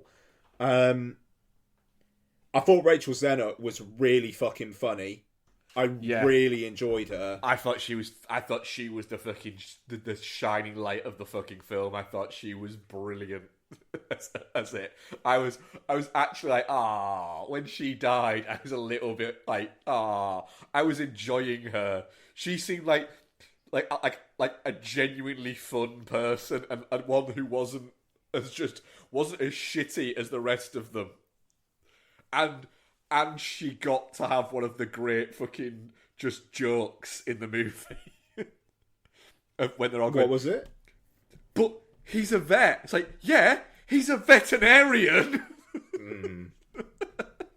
I just like I enjoyed how weirdly enjoyed how hurt she was by her like tutting about the podcast, and then just being like, no, I heard that. You just tutted, and just the kind of like the quiet heartbreak of I put a lot of work into this podcast. It was. Yeah. I watched it going fucking too right, you. Yeah, absolutely. Have you seen Shiver Baby? I don't think you have you? I've not. Is that her? Yeah. Fuck! I will be watching that then. Yeah, I think you'll get a kick out of Shiver Baby, especially if you like her. I thought it looked good as well. Like it looked like a fucking movie. I was worried it might look a little bit like I should be watching this on a Tuesday on Netflix, but it definitely deserves a watch. Absolutely, and just so much of it is in the dark and just being illuminated by phone light, basically. But I thought they handled that really well, and I mean it's tense, it's funny. Pete Davidson in the scenes that he is, I thought was fun. I liked that Lee Pace was just playing a complete. He could be a wrong 'un, or he could just be that guy. Yeah. Yeah, and he is just that guy. Yeah, it's like just the one genuinely just nice person that's there is the one who gets kind of murdered. Because you could say that the other ones are all accidents, and that the Jordan is retaliation. It's self-defense almost. Whereas he's not trying to attack any of them at all. He's almost kind of trying to defend himself, and they straight up murder him. Yeah, It treads the line so well of being never quite verging into satire, but kind of poking as much fun, but then also calling out the poking of fun as well. So they're not too over the top with it. They're just saying these buzzwords. They don't even know what they mean. And the fact that the movie actually calls it out of saying, stop saying gaslighting. It's not even what it is. Yeah, and I don't know. It was interesting because you kind of had like different generations in it. Because obviously Lee Pace is like this older guy who's just very chill and is just like ready, like happy to roll with whatever. Then you got Pete Davidson, who is obviously a bit older than the girls in the film, and then he's I think, more than happy to. I think him and Sophie are supposed to be a couple of years older than the other girls. Is Sophie Amandla Steinberg or Steinberg? Yes. Right. Okay. That's yeah. I couldn't quite get a read on how old she was supposed to be actually. Yeah. I think they're all supposed to be kind of early mid-20s, aren't they? Yeah. No, actually, because actually, I think that kind of slightly proves what I was going to say. Actually, so I think you're right. Where they are a bit older than the other girls, and the other girls are the ones who are throwing out all these terms. Yeah. And and like gaslighting and silencing and all this, and it just like the way that it's almost like the slightly older ones are rolling their eyes at the slightly younger ones, and then you in the audience are maybe slightly rolling your eyes at Pete Davidson, just even though he's being funny, he is just like, I look like I fuck. I mean, that bit is in the trailer, but it still makes me laugh. It's just like, that's the vibe I put out there. Like I fuck. And it's all because he's jealous of the fact that Lee Pace is a really good-looking man. Yeah, exactly. Lee Pace is this tall, good-looking older guy who is just chill. Yeah. And he's almost like the person that Pete Davidson wants to be, where it's like Lee Pace is just like everything's just water off a duck's back, which, because they think he's a military vet, almost has this air of like insincerity to it, like he's gonna snap or something. Whereas no, he's just a really chill guy. Yeah. It's just a really fun. I think I messaged you after it and said bodies is it's utter bobbins, but I loved it, and that is it. It's complete surface level bullshit, but it's supposed to be, and it's a lot of fun. It's a fun, good looking movie that doesn't rely on being overtly shocking or that controversial. It doesn't rely on really that much gore, really, even, or nudity. There's none of those things in it. It's just a collection of idiots in a house being fucking dumb. I've got to say as well, there was a mild controversy where there was a review of the film by a LGBTQ filmmaker, critic, and then Amanda Steinberg basically DM'd her and was just like, great review, I'm really glad you enjoyed my cleavage. Because she was like, the critic was like talking about how distracting Steinberg's cleavage was. And I've just got to say, there's one scene where she's bending over a sofa and it's like there, and then nothing else. And it's like, team Stein. I didn't notice a cleavage, really. So. I mean, I'm team Amandla on this one. It's just like, you were obviously weirdly preoccupied by that. Why did you bring that up? Yeah. And I don't know, that it was interesting. An actor actually DM'd someone passive aggressively about their review, and I almost feel like film Twitter could probably do with a bit more of that. Yeah, but the thing is, right? If you're distracted by how attracted you are to the star of the movie, that's not the movie's fault. That's just you're a bit horny. And that's fine. You can be horny, but don't use your horny guilt as a criticism for a movie. Mm. Oh. And I mean, like I say all this as someone who once called the film director's Fright Fest film unfinished, and then they came at me publicly about it. Or no, someone introduced me to them, knowing that the director had apparently been asking around for me. So, you know, I've had that experience of a filmmaker coming, but actually in real life and going, what the fuck? And I'm still saying, let's have more of it. Yep. Yeah, I'd agree with you. Yeah, Bodies is definitely not shit. I had a fucking great time. Yeah, definitely not shit. Not going to be like one of my films of the year or anything like that, but just a really fun time. Yeah, a solid 4 out of 5. Sure. Audience poll, definitely not shit, 63%. Touching cloth, 13%, and shit, 25%. Okay. Should we do some what we've been watching? Ooh, why not?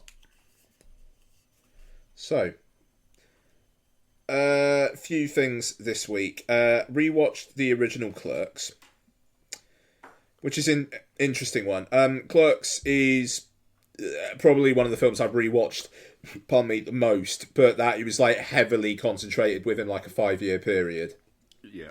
Since then, I think I've probably only watched it twice or thrice. And the last time I watched it was years and years and years ago, where I think I was on a bit of a fuck Kevin Smith kind of bent.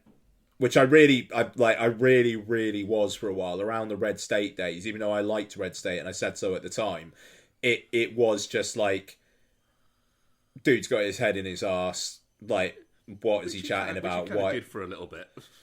Yeah, which he did for a little bit, and now he's just like, I'm just gonna make whatever the fuck I want to make, and if people like it, great. If they don't. I'm gonna do these roadshow screenings because I really enjoy putting them on, and the thing is, I think I've come back around on Kevin Smith, where I'm not gonna like suddenly say every single one of his films is a masterpiece, but watching Clerks, it is incredible just how much of that film still works. I mean, it's... And it's interesting. I'll talk about Clerks 2 next week. I'm about halfway through it. And there's quite a few references to blah, blah, blah, so gay. Like, the whole mid-noughties thing of, like, calling things gay. Like, the 40-year-old virgin, you know how I know you're gay. Which is, like, dated really badly. Clerks... There's shit in there. It's very 18 rated. But I don't really recall anything in there being offensive in that kind of way. It feels... I'm not gonna say that like Clerks 2 feels hateful, because I think that's going too far. But like, there's some easy pot shots there which will age that film. I will say Clerks 2, just in the bit of it I've watched so far, has aged worse than Clerks. Oh yeah, without question. Clerks I think 2. Clerks for me anyway. I'm going to try and rewatch them this week. Clerks is just good pretty much from start to finish, whereas Clerks 2 has a good story, has little bits where it's not great, but the good story and the bits that prop up that good story are very good. It's the bits that are in between that are not quite filler, but you could almost call them filler in between the story. That's the bits that are also good in the background of the story. They're the bits that are sometimes not as good. Although you do have the brilliant fucking... I don't know how far you are into it, so I probably should say this next week. But the brilliant Lord of the Rings bit where he gets the guy who likes Lord of the Rings to throw up is fantastic. Yeah, I know. I've passed that bit. Him, Randall simulating the three films and the walking. Yeah, it's genius.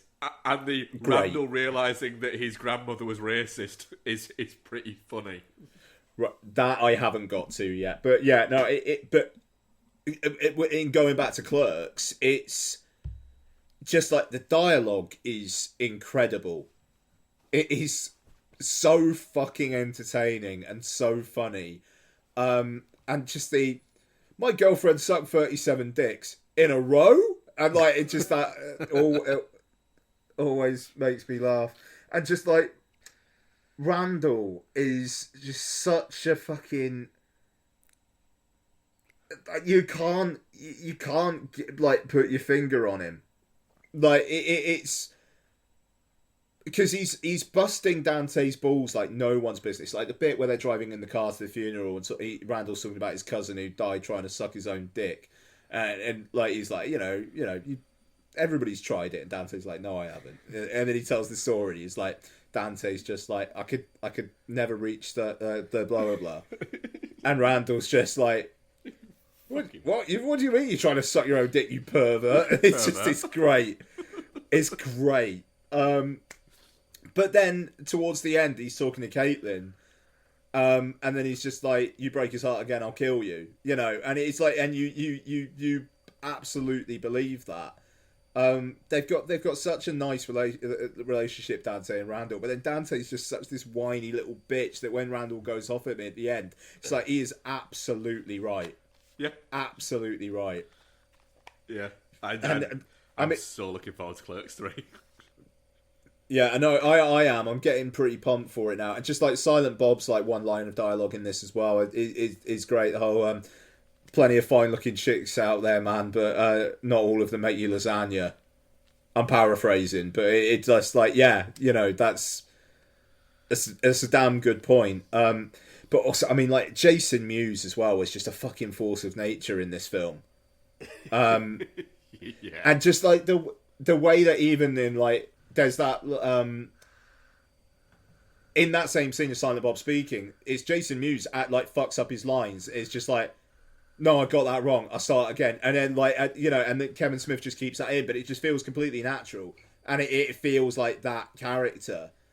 But then you've also just got Jay and Silent Bob out the back fucking dancing, and that, like, when the beat drops and Silent Bob joins in, and it is fantastic as Clerks. I've got a feeling I'll probably watch it again relatively soon. It feels like one I will probably go back to more often now that I'm maybe over myself, frankly. I think I watched it just before Clerks 2 came out, so it was that 2006, and I'd watched it a lot in like the mid to late 90s, and then I'd watched it for like a good few years, and then watched it a couple of years ago, and I think I've watched it 2 or 3 times since.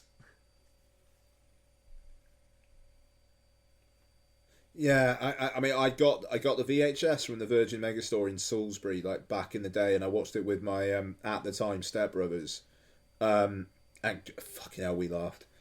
And like Adam, my smaller stepbrother, was like, I don't know, maybe 12 at the time, and like I could almost see his life changing him watching it. And yeah, I mean, God. What a fucking film. And just like the idea of that guy asking for the fucking toilet paper in the fucking like jazz mag, and then you just forget about that. Yeah. And then that kind of realization when she comes out and she's got that fucking smile and she's like playing with her suspenders and whatnot, and it's just like that dawning realization. It's like, fucking hell. And it's like, it's gross out, but it's not like you see anything. It's just this fucked up situation. Yeah, I mean, it's great. And I think that actress, but like, I think she passed away. She's passed away, and it like, that's very weird. But it's kind of cool that she's just like got her place in film history as that girl in Clerks who fucks the dead dude, I don't know. Like, I think there's something quite cool about that. But yeah, I mean, Clerks, man, it just, yeah, terrific fucking film. Really, really good. Obviously, like I say, I'll talk about Clerks 2 next week, but I've got to say as well, Rosario Dawson really proving her acting power by actually having chemistry with Brian O'Halloran.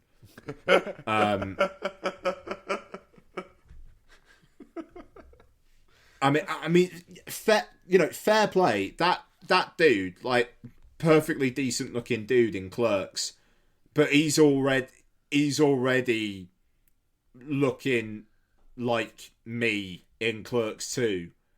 And then, like, Clerks 3, bless him, like, just seeing him on the poster, it's like Jeff Anderson kind of seems like he's aged, but he's still Randall.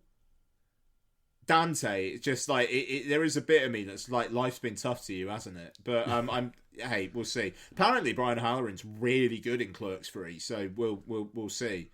But yeah, there we go. And then my other two. So I saw Jaws and E.T. in IMAX this weekend. So what a fucking treat. So E.T. I haven't watched E.T. for years. E.T. fucking rules. Holy shit. Surprisingly, E.T. good movie. Thing is, in IMAX, not so much the picture. I mean, it looks great, don't get me wrong, but it's the fucking sound. The score, the John Williams score with the big IMAX sound just really cranks those emotional levers. And it's fucking powerful. And the way that it's kind of like building up like the kind of like the military or the government like after them. And then it's not like they're they're not evil or anything. And like Peter Coyote's got that great scene where he's just like, I've been waiting for this moment all my life. It's like, and we don't want to hurt him. And obviously like we want to study E.T., but we don't want him to die. And when you realise that but they are also kind of like the bad guys because they are trying to stop Elliot, but it doesn't mean that they're bad guys. They're the antagonists, but they're not bad guys. I think that's really powerful. Like everybody wants the best for E.T., but what they want to do with E.T. is different.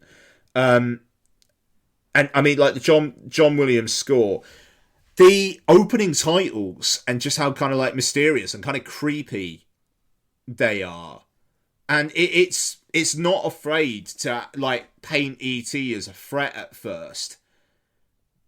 But then it really cranks it the other way, and it was fantastic, and it was the non-fucked with version as well, which obviously like Spielberg released that for like the 20th anniversary, and basically immediately regretted it.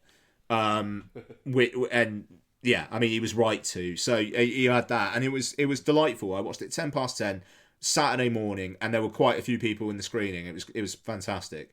It's a long time since I've seen that movie.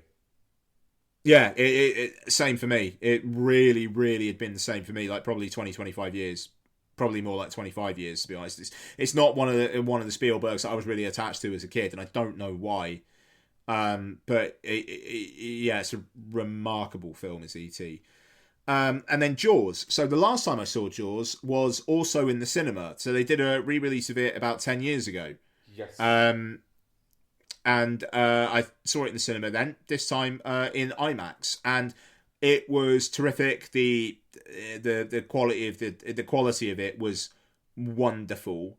And I mean, it's almost like Jaws is Jaws, but the thing is, Jaws is definitely not one of the Spielberg films I connect to the most, even though the filmmaking is on point. But I'm gonna say the third act of Jaws, I think there's probably about 10 minutes in there where they're chasing him or he's just around, and I'm a bit like, let's go, let's just keep going, let's get things moving a bit, guys. Everything before they get on the boat is grade A, top notch. Forgot how fucking visceral it is. Like the initial attack is like fucking terrifying. Just the way that guy like basically falls asleep pissed on the beach, and that girl is just screaming, and then there's just silence and he just falls asleep. Yeah. It like wowee. And then the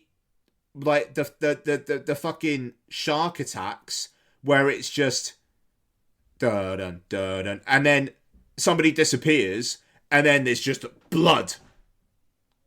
Just shitloads of blood. It's really, really intense. So yeah, once they get on the boat, I like the interactions. I think the USS Indianapolis sequence speech is and the showing each other the scars bits are fantastic. I think like the last 10-15 minutes is terrific. There's that film is about 2 hours 10 minutes long, and if it was more like an hour 50, hour 55, I'd be yeah. It just honestly, and I remembered it from the last time I saw it in the cinema as well. There's just like 10 minutes or so where it just feels a bit flabby. Yeah, you just want it to kind of get going a little bit again, aren't you? Yeah.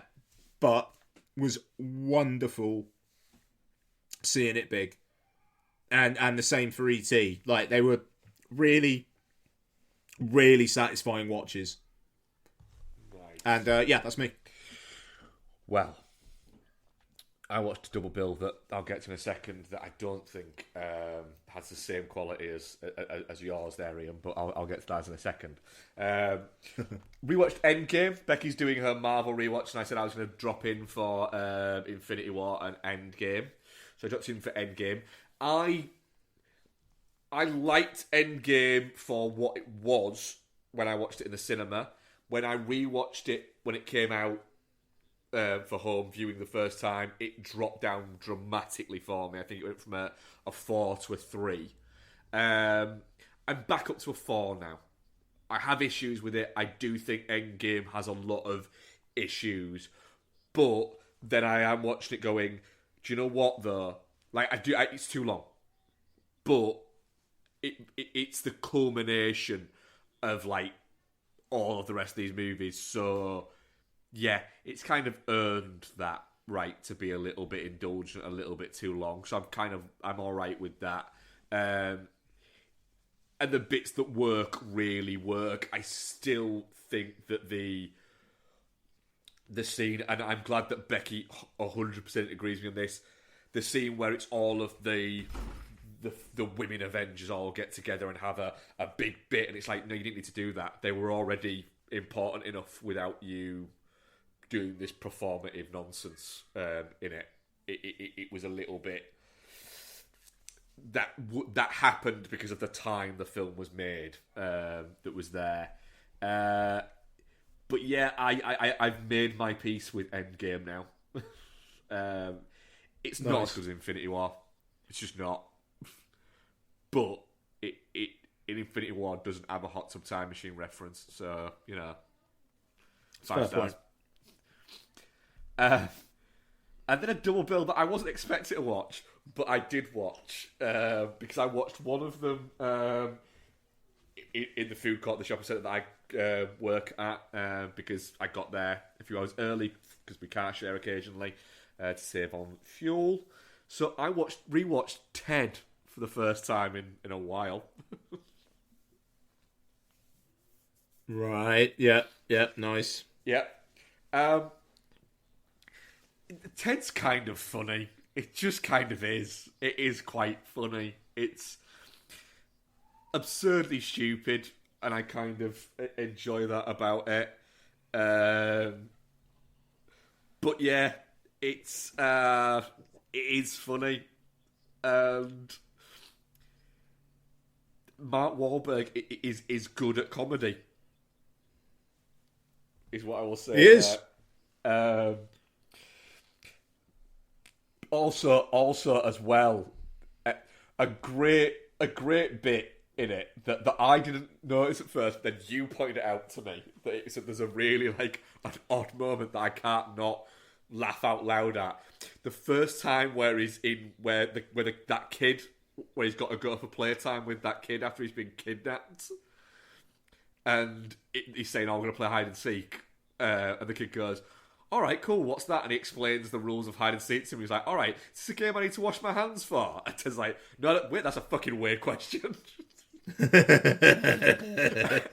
And it's just the reaction of Ted to it of just, yeah, that is a weird question. Yeah. The brilliance of casting Giovanni Ribisi as just a weird guy. Yeah.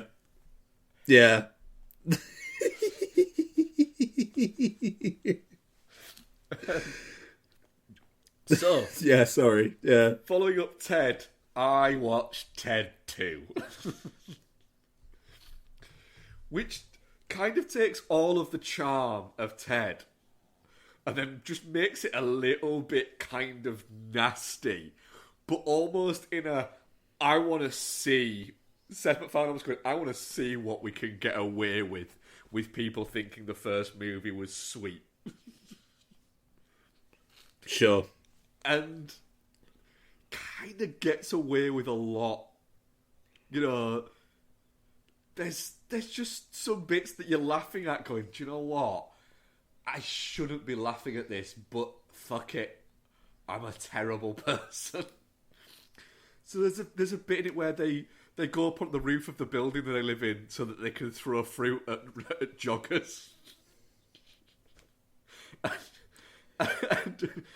And just, yeah, they're throwing fruit at all these joggers going, why are you doing this? And it's just Ted and Mark Wahlberg going, that's what you fucking get for trying to better yourselves.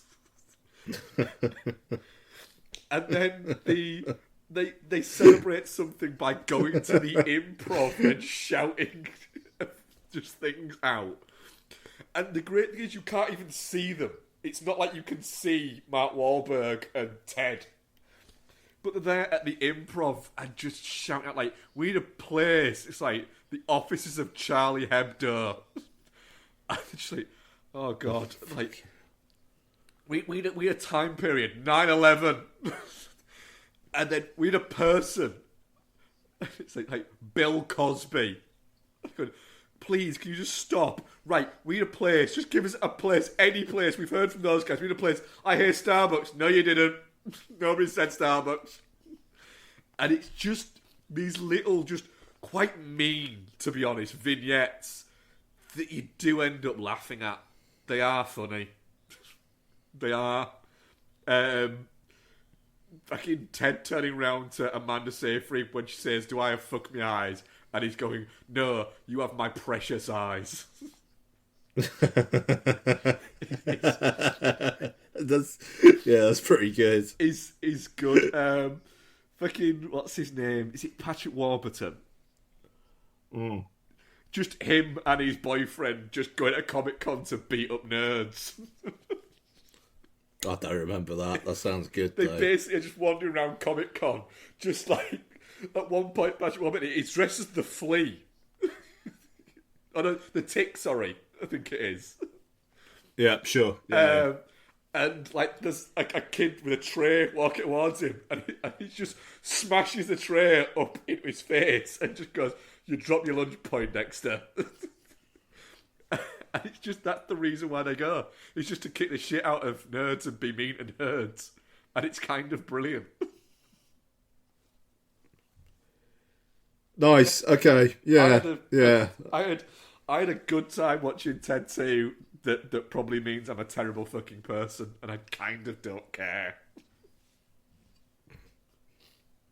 Solid. Yep. Oh, nice. Good work. I'm a piece of shit. So, see how they run. Directed by Tom George and written by Mark Chappell. And who does it star? It stars Sam Rockwell, Saoirse Ronan, Adrian Brody, Reece Shearsmith, Harris Dickinson, David Oyelowo. I'm going with that. You butchered it last week. I'm going to butcher it this week. Cool. Shirley Henderson turns up, and fuck it. What's it about? See how they run. What's it say? In West End of 1950s London, plans for a movie version of a smash hit play come to an abrupt halt after a pivotal member of the crew is murdered. Yeah, kind of. We'll go with that. Ian. See how they run. What did you reckon? Yeah, so just to say, Saoirse Ronan apparently was going to be in Barbie, playing a Barbie, and then couldn't do it due to scheduling conflicts. And I'm glad, because I would have died.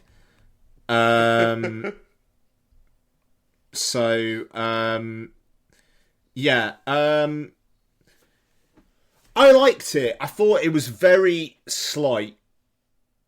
I I will agree with you. I think there's an entire section you can take out of it and make it a better movie. What, the bit where they think it's him? Yeah. Yeah, 100%. Yeah. But yeah, I mean, it's really playful, and I think it's relatively charming. I think it's hurt by the fact that for me, so it's a subjective fact, but Sam Rockwell is being so fucking understated that I think it actually harms the character, where by the end I didn't really necessarily feel an arc. Like Saoirse Ronan, it was like, okay, cool, she's like saved the day, improved herself. Sam Rockwell, I didn't quite see that. It's weird because it's coming out, like, it was coming out kind of around film festival season, but it wasn't playing any festivals. But it's a good cast, you know, and it's about the theatre and whatnot. And I was kind of thinking, well, why isn't this getting a festival run? And then I think it's just like, because it is slight and it's light and it's undemanding, and there's absolutely nothing wrong with that. I you know, but there's a part of me that just thinks it could have been better, but I'm fine enough with what we got. Yeah, and I think I'm exactly there with you. I had a good enough time that I enjoyed my time with it. I do agree with you. Sam Rockwell is underused. I think there's an easy way I think you could have made Sam Rockwell better. I think he's held back a little bit by the fact that he's playing British. So it's almost like he's concentrating on the the accent more than his performance. Yeah, just have him be an American GI that just married a British girl and stayed in Britain. Sure. And I think you might have got a little bit more Rockwelliness out of him, which is what you want from Sam Rockwell in this, because Saoirse Ronan is doing some fucking great work in it. She's really charming and really funny without ever... She manages to be zany without being zany, if that makes any sense. Yep. She manages to be... she's got a zany energy, but she's also the straight man in the film, which is quite cool. And I really found her quite charming in this. But yeah, you're right. It's very, very slight. And it's not... It could have used a little bit of polishing. Like, there's a... Because Bex enjoyed it. But I sort of said to her afterwards when we were out for a drink later on that night and we were talking about it. I said, I only have one problem. There's a glaring, like, mistake within the movie. And she's like, what? I said, well, so when Saoirse Ronan is talking to the... Adrian Brody's baby mama, essentially, and it's how Saoirse Ronan works out who the killer is, and she says, "Oh no, he was having an argument with a tall gentleman, and I told him to leave him alone and stop following around." Effectively, but then literally later on that night, Brody is having several interactions with the guy like he doesn't have a clue who he is. Yeah, and I don't know. It was like, but then go on. Harris Dickinson's Richard Attenborough impression is fucking great. I increasingly like Harris Dickinson. Yep. I thought he was cracking in The King's Man. Yeah, he's like, good in that. Yeah. Where the utilisation of him is so clever, where you think he's going to be the lead of the film and then he's killed off halfway through. Yep. Like, that's such clever casting, where it's just like, oh, it's going to be this fucking tough white boy is going to be... And it's like, actually, no, he's going to be the impetus for Ralph Fiennes to kind of get back into the fight, basically. And I thought that was great. And apparently he's fantastic in Triangle of Sadness as well. But yeah, here he's like the film. He's just kind of like effervescent and light, and he comes out with some funny shit, and he's charming, and there you go, job done. And I think that's this film. It's charming, and it comes out with some funny shit. Yeah. It's the most fucking Tuesday night, like, fucking chill out watch movie you can have that we've seen this year. And it's one where I'm really glad it got a theatrical run, and it's opened well, and it seems to be doing well. And I think it'll also have a life when it comes on Disney Plus in a couple of months. Absolutely, yeah. You know, like, this motherfucker, November, December time, will get a lot of fucking eyeballs on it. You know, and that feels really, like a good journey for the film. Yeah, really good age range of people watching it as well in my screening. You know, there was same actually. There was a group of I think there was maybe like 8 or 9 of them. I would say were late teens, early 20s. And then there was like one woman who looked like she was in her 80s, who was having a fucking great time, who was just there on her own. And she looked like she's having a brilliant time. Yeah, she was laughing an awful lot at it. Yeah, it's some proper all ages stuff, this. You know, it's not at all stuffy. No. But there's nothing in there that would be particularly offensive. And I don't know, like the idea of Shirley Henderson playing Agatha Christie, there's just something very funny about that. Yeah. It's a good time, but like you say, it's very slight. But I don't think there's anything actually wrong with that. I don't think it's trying to be anything other than what it is. Yeah, quite. Ruth Wilson's fantastic in it as well. She was good. I've got to say, I really liked Adrian Brody. Yeah, he's having a good like time. just the fucking the cockiness of that character. I don't know. Like I thought, like that first 10-15 minutes or so. I really enjoyed that energy. I don't know. I wish Rockwell wasn't as just quiet and kind of understated as he was, you know. This film was calling out for Rockwell to have a Rockwell moment. Sure, yeah. Yeah. I mean, hey, look, absolutely solid, definitely not shit. Oh, yeah, definitely not shit. And our audience poll, definitely not shit 80% and touching cloth 20%. So I would say that qualifies it as a bit of a hit. Yeah, sure. So yeah, right. Question. Well, our question that we put out there. So our question this week is: given Pinocchio is the latest Disney animated film to begin the live action treatment, which film would you like to see given the Disney animated treatment? My possession says Benders and Broomsticks and Mary Poppins, except make the live-action portions animated. Which would be quite good. Just that flip around.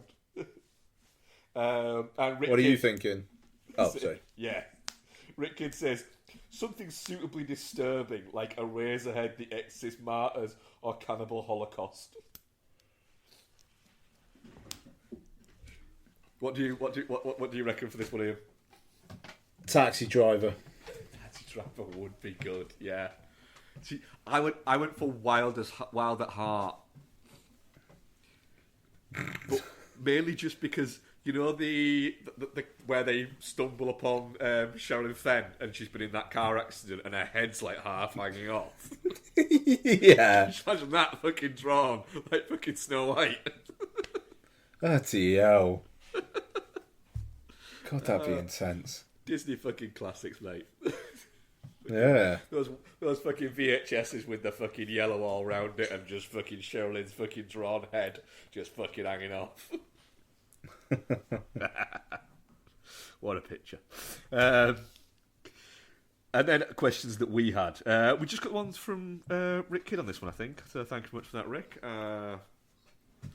Sorry. We had another one from Lizzie Go Lucky. Also, Honey, I Shrunk the Kids series would be a good Disney animated fodder. That's a good one, actually. So it says Princess Bride would make a good one. Yep. I think Lizzie had two. She did, yeah. She said, I know it's not perfect as it is, but The Princess Bride would be a good Disney animated classic. Oh, sorry, you Cool said, see yeah. As a canon Disney princess. That would actually work, yeah. Yeah, it would. That's a good shout. Yes, very good shouts. Thank you very much for those. Always enjoy the responses there. Going to get to Rick's questions in a second once I can find my phone again. Here it is. But he did send us two. Who is your favourite movie monarch? First one.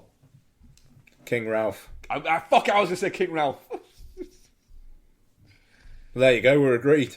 Yeah, it's King Ralph, isn't it? It has to be King Ralph. Yep. And then number two. Any recommendations for films to watch / do as an alternative ways to spend this Monday? If anyone wants to give me, my in-laws and my family a ride to Heathrow Airport for a competitive rate, you could do that. No, I mean it's interesting, isn't it? Because just everything's fucking closing. You can go to the cinema, but all you can watch there is the fucking funeral. Even though I noticed the Watershed in Bristol, they're just gonna open as normal from 5 o'clock, and it's like, yeah, fine. You know, the country has to start functioning properly again at some fucking point. So. Yeah, why not let people watch films on Monday? I almost thought the cinemas were going to close last weekend, actually, and I'm glad they didn't. But given the football fucking stopped, I thought everything was going to fucking stop last weekend. Well, me and Bex are actually planning on Monday. Literally just because there's nowhere to go or anything like that, and we're not, we're not going to watch the funeral. I'll put it out there. I don't understand why anyone would watch it. It doesn't. I don't get it. It just doesn't compute with me. Even it's part of history. So you're watching it so you can tell people you watched it. Makes no sense to me. So we are actually just gonna hunker down in the house and just watch a few movies. When we do this, we usually end up coming up with some kind of theme for how we're gonna watch them.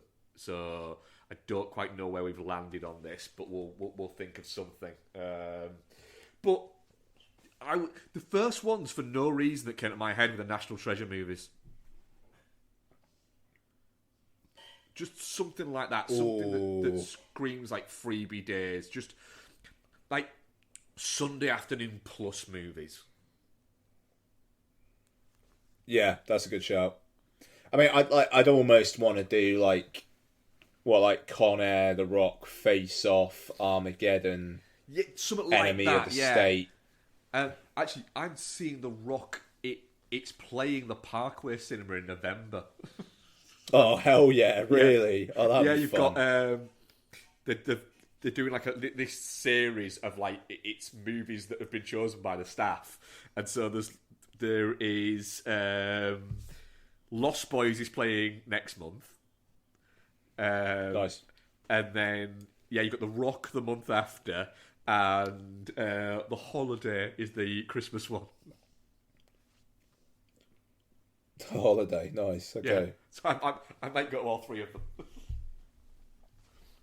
But yeah, something like that, or like I don't know. You could do like a Schwarzenegger season and do like all of the 80s Schwarzenegger movies. Something that will pair nice with just sitting down and going bang.